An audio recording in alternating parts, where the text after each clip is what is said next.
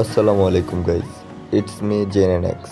তো রিসেন্টলি সবাই আমাকে কমেন্ট করতেছিল যে গেমিং লোগো কীভাবে বানাই। তো মূলত এই ভিডিওটা করা আমার। আজকের এই ভিডিওতে আমি আপনাদেরকে দেখিয়ে দিব কীভাবে প্রফেশনালভাবে আপনারা গেমিং লোগো ক্রিয়েট করবেন। ভিডিওটা সম্পূর্ণ দেখবেন, স্কিপ করলে কিছুই বুঝবেন না। তো লেটস স্টার্ট। প্রথমে চলে আসবেন আমাদের হোম স্ক্রিন। আপনাদের এডিট করার জন্য দুইটি অ্যাপসের প্রয়োজন, এক পিক্সেল ল্যাব, দুই পিক্সআর্ট।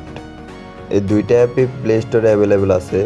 প্রথমে আমরা পিক্সআর্ট অ্যাপ্লিকেশনটি ওপেন করব।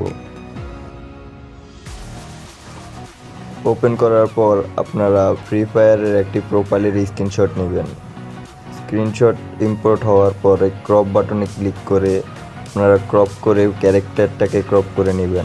ক্রপ করা হয়ে গেলে টিক চিহ্ন বাটনে ক্লিক করুন। নিচে দেখবেন রিমুভ বিজি অপশন আছে, ওই রিমুভ বিজি অপশনে ক্লিক করে ক্যারেক্টারের ব্যাকগ্রাউন্ড ইরেজ করে ফেলবেন। ব্যাকগ্রাউন্ড ইরেজ হয়ে যাওয়ার পর উপরে ইরেজ অপশনে ক্লিক করে সাইজে 100 করে দিবেন। এখন এইভাবে আলতো করে এটাকে ঘষবেন, ঘষে ক্যারেক্টারটাকে মাঝামাঝি অপশনে নিয়ে আসবেন। এটুকু করে ফেলার পর টিক চিহ্ন দিয়ে সেভ করে নেবেন। এরপর আবার ক্রপ অপশনে ক্লিক করে এআই ইনহ্যান্সারে ক্লিক করবেন। ফটোটা ইনহ্যান্স হতে কিছুটা সময় নেবে। ইনহ্যান্স হয়ে যাওয়ার পর আপনারা ডাউনলোড অপশনে ক্লিক করে ডাউনলোড করে দিবেন। পিক্সআর্টের কাজ আপাতত শেষ। আবারও চলে আসবেন হোম স্ক্রিনে, পিক্সেল ল্যাব ওপেন করবেন।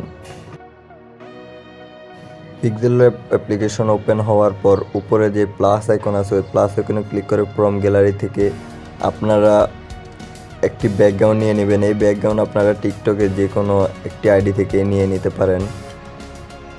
আমার টিকটক অ্যাকাউন্টেও এই ব্যাকগ্রাউন্ডটি দেওয়া আছে, আপনারা চাইলে ওইখান থেকেও নিতে পারেন।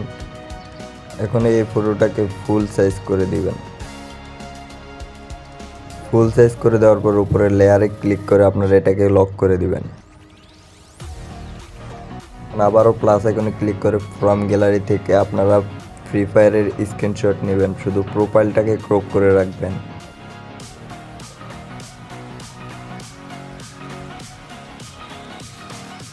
ক্রপ করে ইম্পোর্ট করার পরে আপনারা এটাকে হালকা একটু বড় করে নেবেন।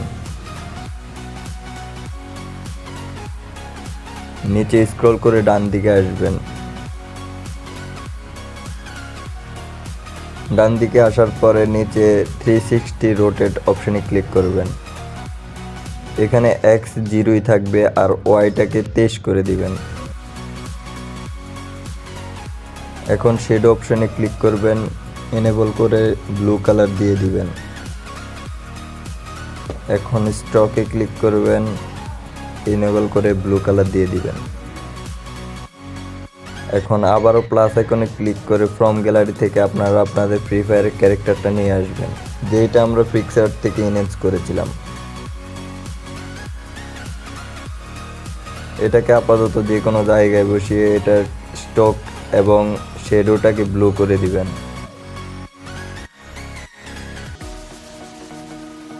এটা আমাদের ক্যারেক্টার পিছনে থাকবে। এখন এটাকে কপি করবেন, কপি করে এটাকে সামনের যে ক্যারেক্টারটা রাখবেন ওইটা শেপে বসিয়ে দিবেন। পিছনের ক্যারেক্টারে ক্লিক করে অপাসিটিটাকে একটু কমিয়ে দিবেন।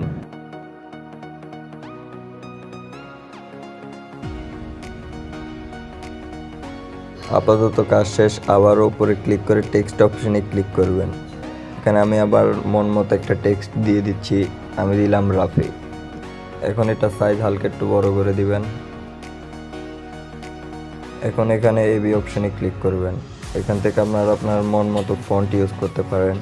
আমি আমার ফন্টে ইউজ করে নিলাম।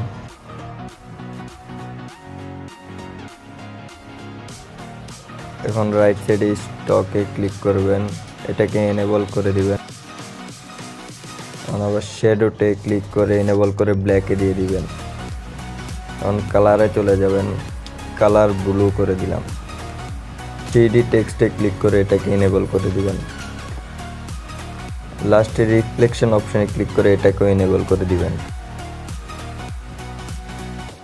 তো আপাতত আমাদের এডিট কমপ্লিট। উপরে সেভ অপশন থেকে সেভ করে নেবেন। সবাই ভালো থাকবেন, আল্লাহ হাফেজ।